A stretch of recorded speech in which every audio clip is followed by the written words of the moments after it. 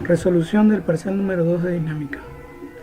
El volante representado en la gráfica número 1 gira con una velocidad angular de 80 radianes por segundo en sentido antihorario y una aceleración angular de 6 radianes por segundo al cuadrado en el sentido antihorario.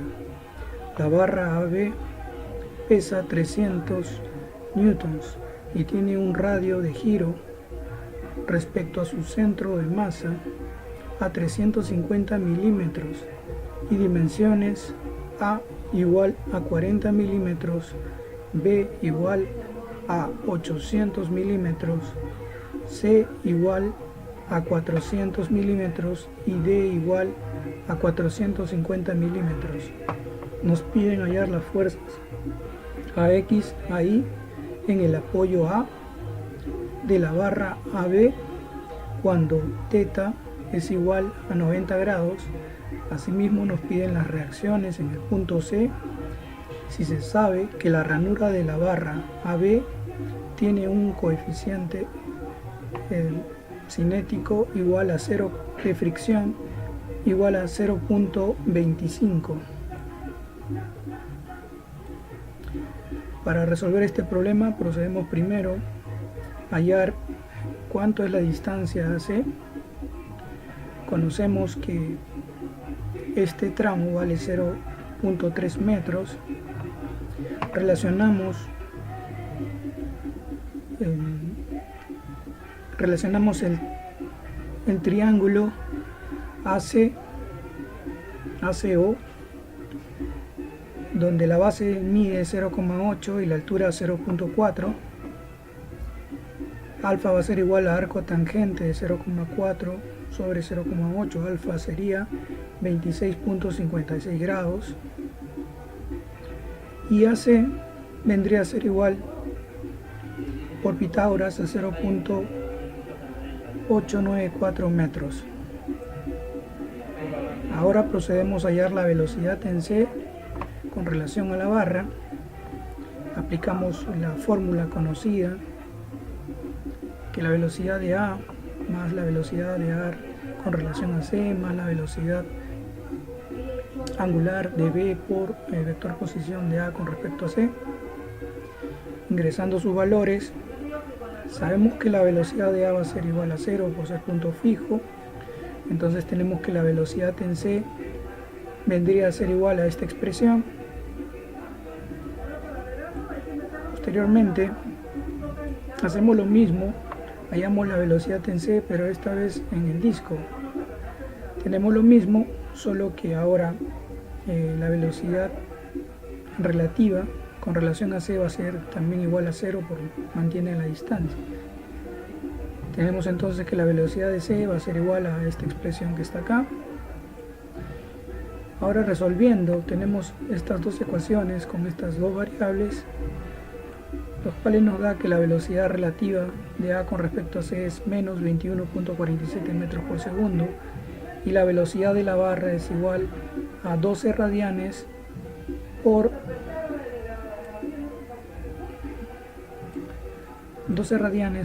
segundo. A continuación, procedemos a hallar la aceleración con relación a la barra y también con relación al disco. Hacemos lo mismo, utilizamos la fórmula ya conocida. Sabemos que la aceleración en A también va a ser igual a 0. Ingresamos los valores, tenemos la siguiente fórmula. Ahora hacemos lo mismo con el disco. Igual tenemos la misma fórmula. Sabemos que la velocidad relativa con relación a C es 0, entonces todo se hace 0. Igual acá, en el punto fijo es 0, en relativa es 0. Entonces se reduce la expresión, quedando que la aceleración en C es esta expresión que está acá. Tenemos estas dos ecuaciones, las vamos a igualar. Tenemos la aceleración en C, igualamos a esta expresión que está acá. Entonces de acá se desprende que la aceleración en C, en A, con relación a C, va a ser igual a menos 516.64 metros por segundo al cuadrado, y la aceleración angular con relación a B va a ser igual a menos 2015.24 radianes por segundo al cuadrado.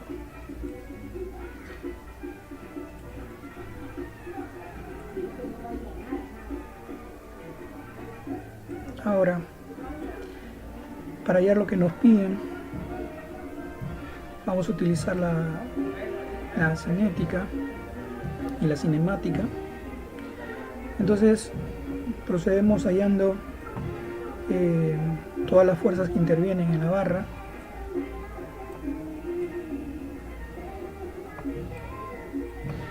Sabemos que la sumatoria de fuerzas normales va a ser igual a la masa por la aceleración normal. La masa está acá, 200 sobre 9.8 es la aceleración. Y la aceleración normal conocemos que es la velocidad angular al cuadrado por el radio. Igualamos con todas las fuerzas normales que intervienen. Tenemos la primera ecuación. Hacemos lo mismo ahora, pero con la aceleración tangencial. Es lo mismo, ¿no es cierto? La masa por la aceleración tangencial en B por el radio, con todas las fuerzas que intervienen tangencialmente. Tenemos la otra ecuación. Posteriormente también hacemos lo mismo con la sumatoria de momentos, pero al centro de gravedad. Sabemos que eso es igual a la inercia del centro de gravedad por la aceleración, ¿no es cierto? Y tú sabes que la inercia es igual a la masa de la barra por el radio al cuadrado del centro de gravedad por la aceleración angular, ¿no es cierto? Sumamos todos los momentos, lo igualamos a la expresión ya conocida y tenemos la otra ecuación. Entonces tenemos tres ecuaciones con tres variables, se puede resolver el sistema, lo cual nos da entonces lo que nos piden, que es la aceleración, la fuerza A en X, la fuerza A y la fuerza en C, ¿no es cierto? Estas son las reacciones, esta es la fuerza en C. Problema número 2. El disco no homogéneo desbalanceado en A, representado en la gráfica número 2, tiene una masa de 30 kilogramos y un radio de 800 milímetros. Su centro de masa está situado a G igual 400 milímetros del eje de rotación O, y el radio de giro respectivo a su centro de gravedad vale 600 milímetros. Un cable arrollado en una leva garganta del disco sostiene un bloque de 150 kilogramos. En la posición mostrada su velocidad angular es 60 radianes por segundo en sentido horario. Nos piden determinar la tensión del cable, las fuerzas OX o Y en el apoyo O que ejerce sobre el disco y las reacciones en la polea ingrávida que sostienen el cable y el bloque. Para empezar a resolver este problema, nosotros vamos a evaluar en el centro de gravedad del disco. Sabemos que se presenta en ese punto la aceleración normal y la aceleración tangencial multiplicado por la masa nos va a permitir hallar las fuerzas respectivas en los diferentes ejes.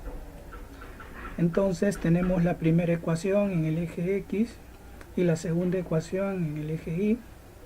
También podemos hallar lo mismo, pero en la otra masa, en el bloque B.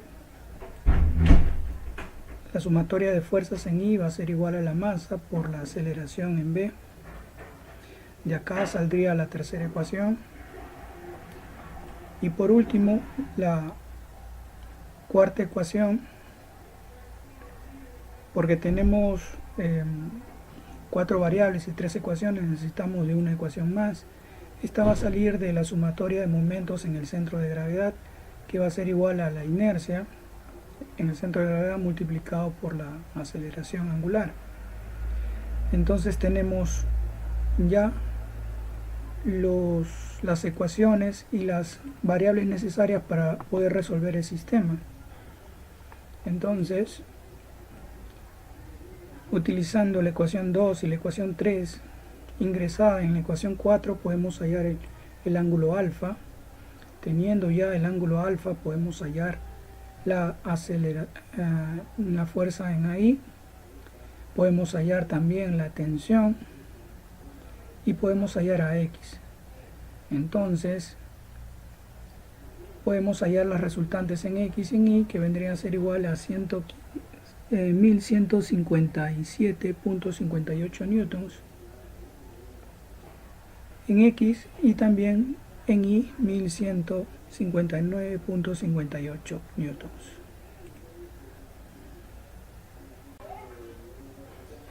Tercer problema, se tiene la siguiente gráfica número 3, dos barras pasantes y una varilla que une dos correderas, A igual a 0, 9 metros y 29 metros, y B 17 metros, 0, 0 respectivamente, tal como se indica.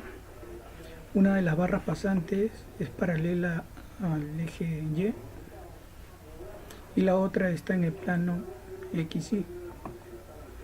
Si se sabe que la velocidad A, estas vendrían a ser sus coordenadas, y la aceleración en A, estas vendrían a ser sus coordenadas, y tienes un ángulo de 35 grados, nos piden hallar la velocidad en A, aceleración en B, la velocidad angular de la barra y la aceleración angular de la barra. Se procede de la siguiente forma. Entonces, para hallar la velocidad en A, tenemos la fórmula por nosotros conocida. Sabemos que la velocidad relativa es igual a 0.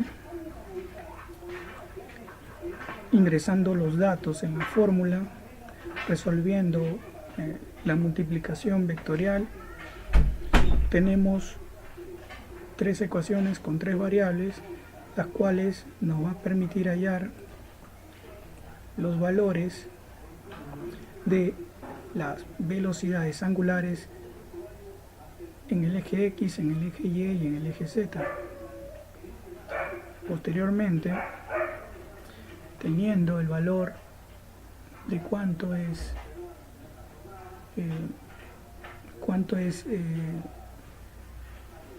el vector posición, que vendría a ser 37,42, esto por Pitágoras, nosotros lo derivamos la posición y obtenemos la ecuación de la velocidad. Esta ecuación de la velocidad, al ser derivada nuevamente, obtendremos la ecuación de la aceleración.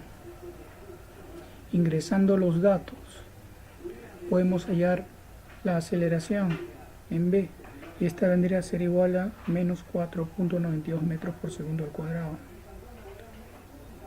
La velocidad de B también la podemos hallar. Estas vendrían a ser sus componentes en X, en Y y en Z. La velocidad en B resultaría siendo igual a menos 2.12 metros por segundo.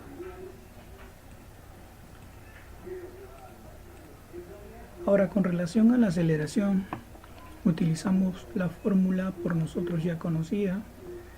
Tenemos los valores de las velocidades angulares, tenemos el valor de las coordenadas del vector posición relativo de B con respecto a A.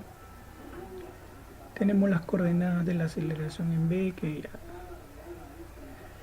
tenemos las coordenadas de la aceleración en A, tenemos todos los valores.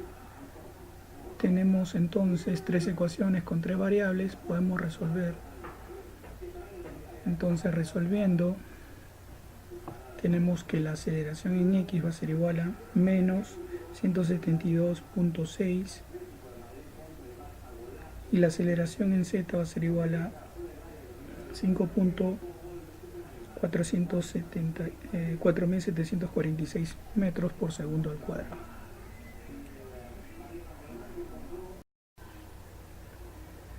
Se tiene un perfil compuesto de varias secciones, un canal C 15 por 50, una viga W 21 por 57 y un rectángulo de 3 pulgadas por 20 pulgadas. Mientras la viga y el canal están centrados, el rectángulo está al ras de uno de los lados de la viga. Nos piden hallar el centro de gravedad del perfil compuesto,